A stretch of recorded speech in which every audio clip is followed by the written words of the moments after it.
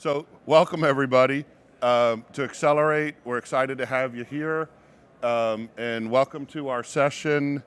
Today's session, this first session is titled, It's 2017, why are you still selling like it's 1986? Hence everybody knows that was Van Halen, yes? Does anyone not know Van Halen? So I see a couple more people coming in, but we'll go ahead and get started. So my name is Brian Schweers. I'm the Vice President General Manager for CPQ Solutions here at Apttus, and we're excited to have you all here at Accelerate and to be attending our Sales Executive track. We've got lots of great sessions in this room the next 2 days that we're going to cover, and we're going to do some presentations and some demos. So before we show you any demos, I've got to flash the Safe Harbor screen. So everybody read that. What I wanted to do was start by talking about 1986, right? Hence the name. For me personally, 1986 was a very memorable year. I don't know if everybody's old enough to remember some of these things, but this is where I was then, right? The other big thing is 1986 is the year I got out of the Army and I started my first job in sales. And yeah, I sold paper. Not at Dunder Mifflin, but I did sell paper. And the thing is, we sold lots of paper in 1986. I lived in Miami. My territory was from Kendall Drive to Key West. And every bank, restaurant, factory in South Florida bought paper. They bought tons of paper. And I wrote every order on paper, right? So we used lots of paper to sell lots of paper, but guess what happened? There was a paperless revolution and everybody wanted to go paperless. The factories, oh, we don't need paper to run our factory. And banks, oh, we don't need all these pre-printed forms, right? The computer came out, now I'm selling tractor feed. I didn't make as much money selling Green Bar as I did pre-printed 5-deep, right, forms. And so we got to figure out how to do something different. But what happened to the paperless revolution is I decided it was time for me to go into consulting. And rather than sell paper, start selling how to get out of selling paper, right?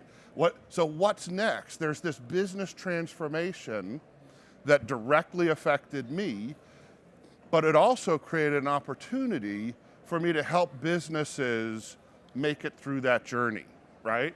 And this turned into what we now talk about as the digital transformation. And if you've lived through this journey with me, you know that the bank stopped having all those paper supplies, but you still went to the bank. How many people go to the bank to drop off their paycheck? How many people go to the bank or reorder checks? How many people bank online, right? So that's the digital transformation. We went from paperless society to digital society, but what did that digital society really do? Is it allowed us to fundamentally change everything about the way we go to market. And every company in here is somewhere in that journey. And so that's why we wanted to make sure that was a key theme in the Sales Exec track this week, is what is digital transformation? It certainly is affecting every B2B company in the world. Where are you in that journey? And what are some of the technologies? And you'll see a lot of the speakers that we brought in here are companies that enable that. Obviously, Apttus enables that, and you're going to see some of our product as well. But I like this quote. This is actually a January 12 publication, so very fresh report. Digital transformation has created unique marketplace challenges, opportunities, as organizations must contend with nimble competitors who take advantage of the low barrier to entry that technology provides, right? So that's a fancy whatever, but it's an interesting article and it makes you think through not how do I automate a process, but how do I fundamentally transform my business to support this digital era? And then of course, what are the tools that allow me to do that? So I joined Apttus a year ago, so you guys didn't know this, But you all came to San Francisco this week to celebrate my first anniversary, so the beer's on me. But when I joined Apttus, I came with 5 guiding principles. And these 5 guiding principles are, number 1, configure the deal, not the product. In the CPQ space, especially, companies knew they needed a sales configurator 15, 20 years ago. They sold complex products. They sold airplanes or tractors or whatever, and they needed a configurator. But there were lots of other businesses that didn't. And the thing you need to know is in this everything as a service industry, right, the deal's what got complex. I still may just be selling a clicker, but I'm not selling you this clicker. I'm subscribing it to you on a monthly basis, and I'm going to charge you for how many times you hit the forward button, right? And so if I'm going to do that, I need to be able to configure the entire deal, not just a part number for the clicker, right? The next thing is to be buyer focused and not just sales focused. CRM is always focused on the seller and the sales cycle and optimizing the sales cycle. But what's happened in this journey is the buyers have been enabled or empowered, and they don't call you until they're ready, right? Used to be in 1986, there were 30 companies that got an RFI, 20 that made it to the RFP. Eventually you whittled down to 3. Today you get the phone call when you made it to that short list. So what are you doing as a business to ensure you're making it to the short list? And then more importantly, when you do get that phone call, what are you doing to ensure that your rep knows that the buyer is here in their buyer cycle and your rep is up here, right? The company that you're trying to sell to has spent the last 3 months studying all this data and making the short list, recommendation, whatever. Now your rep's gonna come in, got a new lead, and he's up here at the top of the funnel. So what we wanna make sure is that your systems allow you to track all of that buy cycle activity, so when we do engage the rep, we're engaging the rep where the buyer's ready to be engaged and eliminate that disconnect, right? The next is to manage business outcomes and not processes. And we're going to talk a lot about this all week, but the key is to use behavior mechanics like incentives, rebates, promotions to drive buyer-seller activity. How do I incent a sales rep to ensure that he sells the deal for as much as possible, not as little as possible? How do I incent your resellers to recommend your product first? And how do I incent the buyers to choose you, right? So using, driving business outcomes through behavior mechanics is really important and a key part of what we're going to talk about. The next is real-time recommendations. And this is a good example of, now that we've digitized all this funnel data, what can I do with it? One of the things we talk about is machine learning. And what can I do with all of your funnel data, and frankly, data outside of the funnel that's connected to funnel data, to make cross-sell, upsell recommendations, to do white spacing, to do price optimization, and then finally to score quote conversion rates. If I could show the rep that this quote has a 70% chance of closing, and these are 2 things that he or she could do to increase the probability of getting a win, I think that's a good thing, right? So if I can connect IoT data, usage data, all of the funnel data, anonymized data, to understand the customer's desire to buy, the value they're going to get from the product, whatever, then I can make real-time decisions. CPQ is always going to have static rules in it, but I want to augment that with real-time recommendations. And then finally, machine entry, not manual entry. And I know it's early, you guys haven't been here that long, but has anybody heard anyone mention Max yet? So obviously we're going to talk about Max all week. And Max is interesting because it's an intelligent digital assistant, right? It allows with natural language processing to eliminate the need for a sales rep to make keystrokes.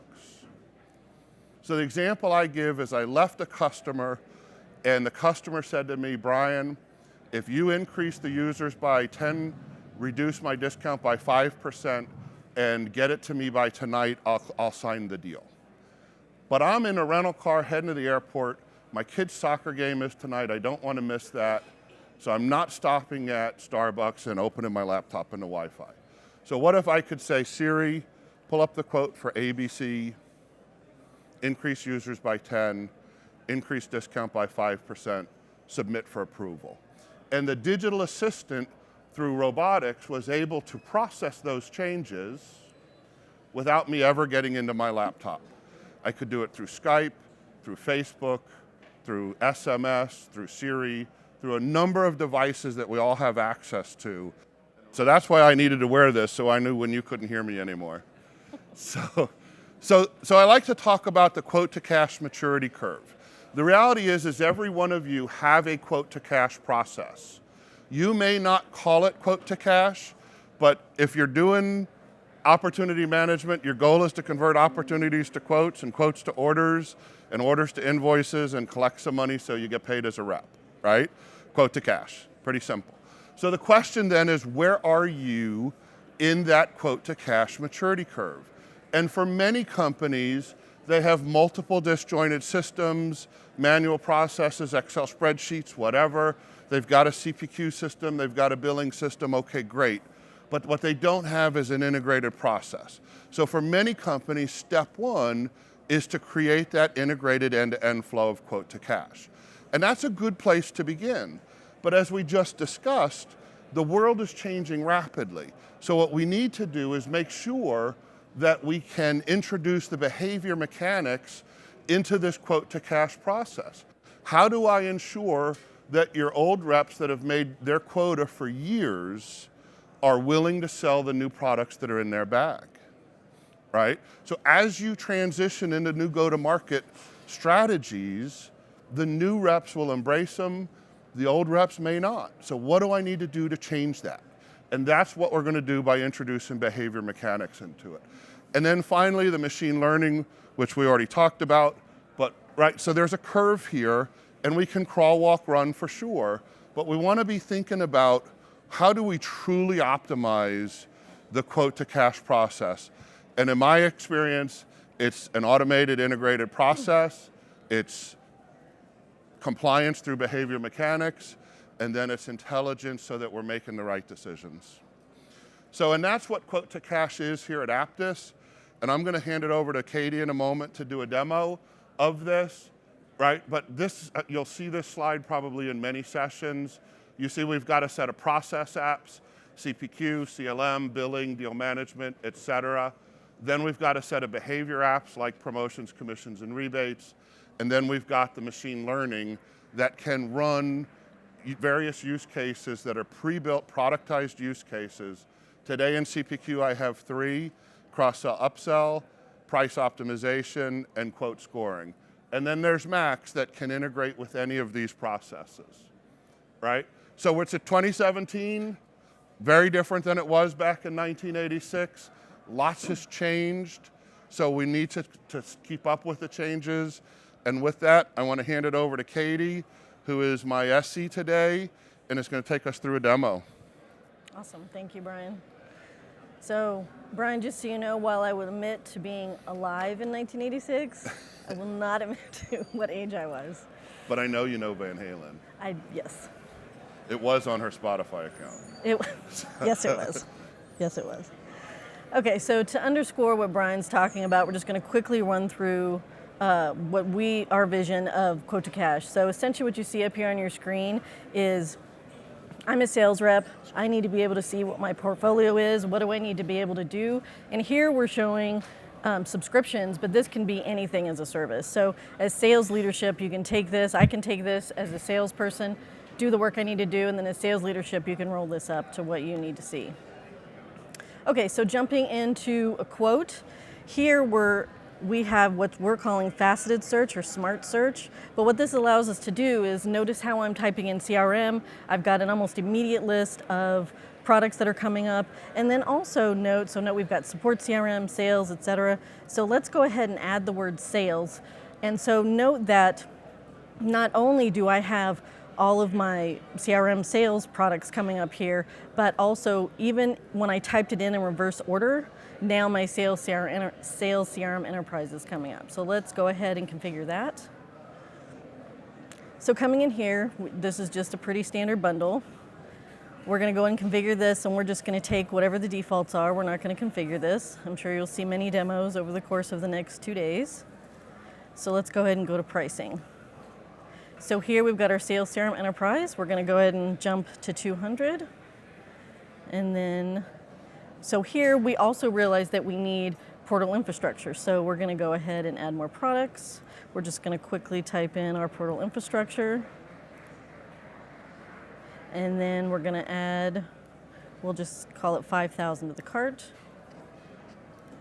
And then we're going to jump over to our cart. So now we've got not only our Sales CRM Enterprise bundle, but also our usage-based fee. So as you can see, there's obviously a lot of information we have here, but just one thing I want to highlight really quickly is if I want to go in here, so note that our net price is currently 300,000. If I tab out of my net price, just putting in my discount of 10%, I now am at 270,000. I don't have to reprice.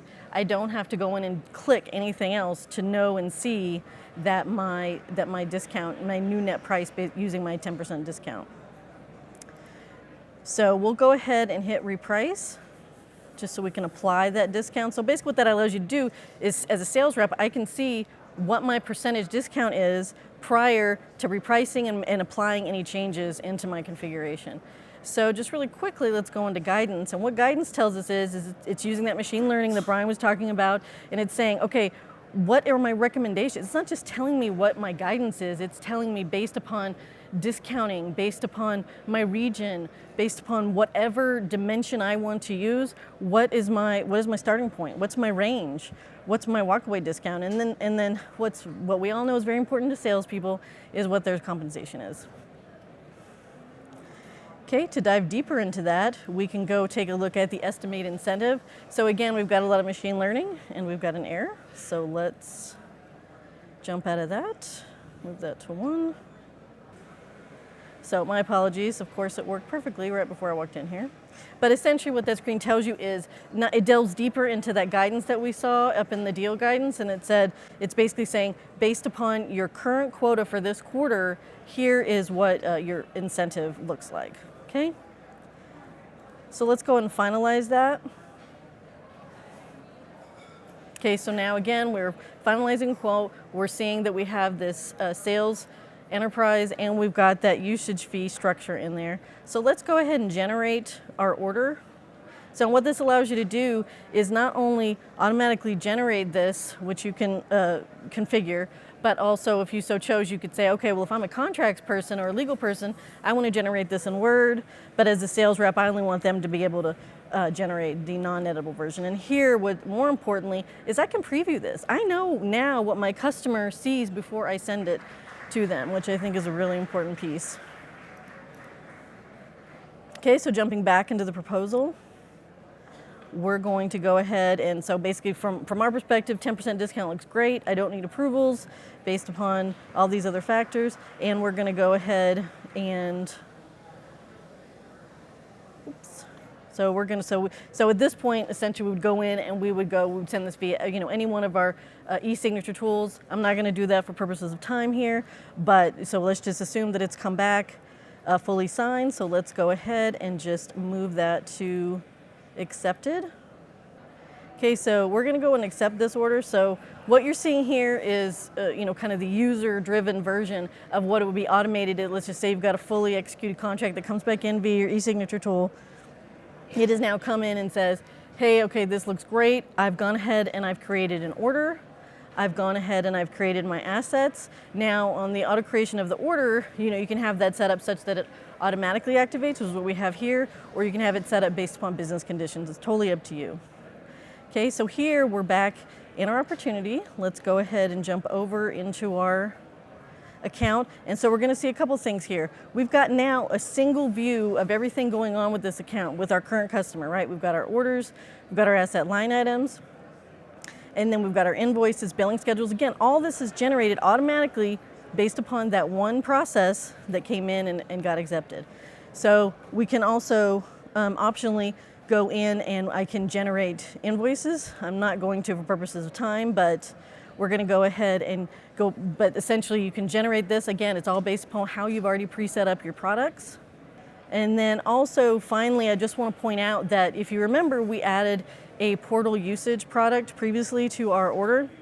It's already been accepted. We'll just say, hey, it's 3 months later. Now we've got information coming in from our production system that's now populating and saying, hey, you know, I had out of my 5,000, I have 3,000 that have now been used and rated and processed through my usage billing system that is all out of Apttus. Again, all in one tool. I've got my assets, my install, which represents my install base. I've got my billing schedules, and now I've got my usage inputs. Now, one final thing, just in terms of, my apologies, let's jump over to the account. So when we're back into the account, we can also see that as a key part of the whole quote to cash, of the entire quote to cash process, is these agreements. So we have revenue agreements or revenue schedules, again, automatically generated based upon actions that I took actually at the order level. So for instance, if I go in here and I said, again, this in a typical implementation or a typical process would actually be automated, but in this particular case, we're going to go ahead and put in today's date for ready for revenue recognition.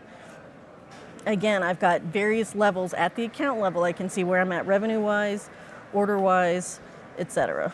Okay, so let's jump back over into our account. And then now we can see that based upon my ready for revenue recognition process, I now see that I have some revenue recognition revenue agreements. Apologies, these aren't in order here, but what we can see is now, you know, I've got my details for my revenue pieces. I've got my milestones. I've got my, you know, cycle time information, etc. So a lot of information that's generated as part of this. Again, this is an automated process that can, again, based upon pre-set up, pre-configured information, I can go in and set up, or that I can go in and see. And what that allows you to do is then come in here and be able to track this information. So, you know, we talked about, you know, we talked about activating our quote, we talked about, you know, activating our order, and then that subsequently filtered down and went in and did our billing schedules, populated our revenue schedules, and then now we can go in and track that. So for those of you that actually get from a sales perspective, if you get paid based upon revenue recognition, then this is a really powerful tool because you can see where everything is in the cycle from a rev rec perspective. Okay, and so now, again, we're 6 months down the road.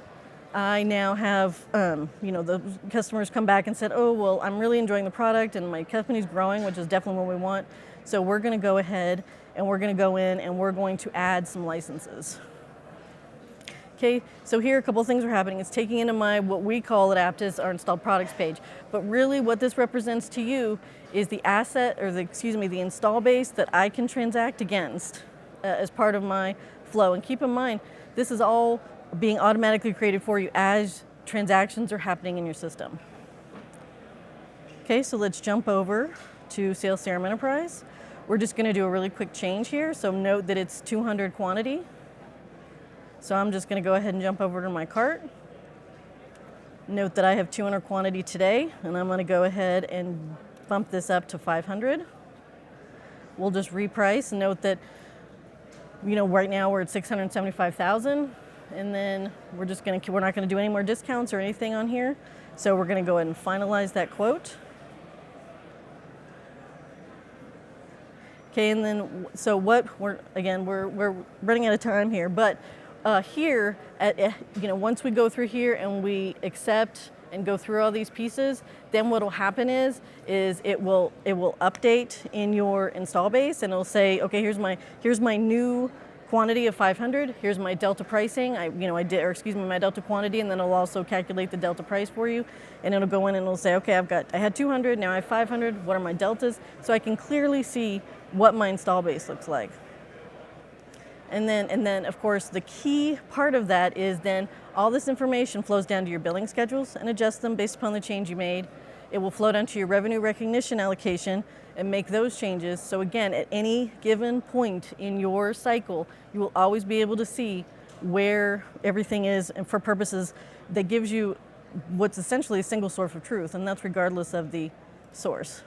And then finally, just what that allows you to do is, now that I have all my revenue billing, I have my install base, I have all of this, now I can go in, whether I'm a sales leader, sales VP, whatever the case may be, I can go in here and at any given point, I can go in and say, here's my subscription performance dashboard, and be able to see, okay, what is going on in my world. And what this allows you to do is say, okay, what's my renewal rate? Where can I expand? What do my uplifts look like?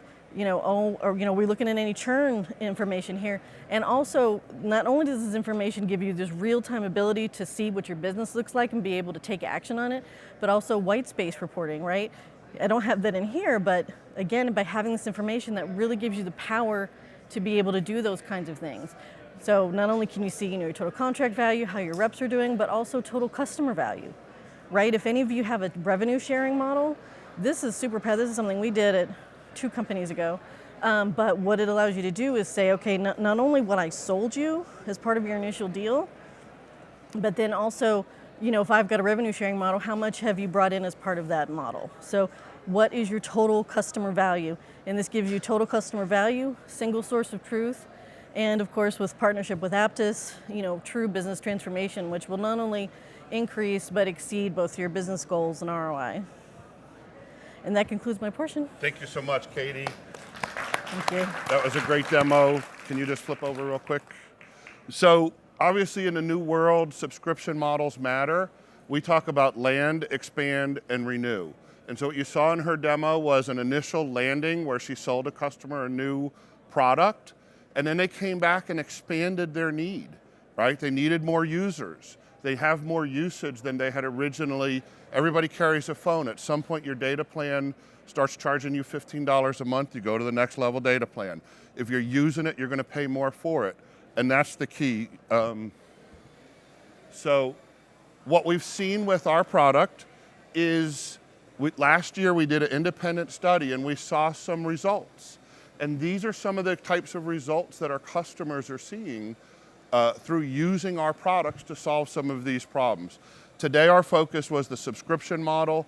Tomorrow I've got a session on CPQ innovations, and we'll look more at a hardcore industrial manufacturing example. The other thing I want you to think about is who's being transformed. And real quickly, every industry out there is currently facing transformation issues. So the question is not if, it's when, and what are you already doing about it?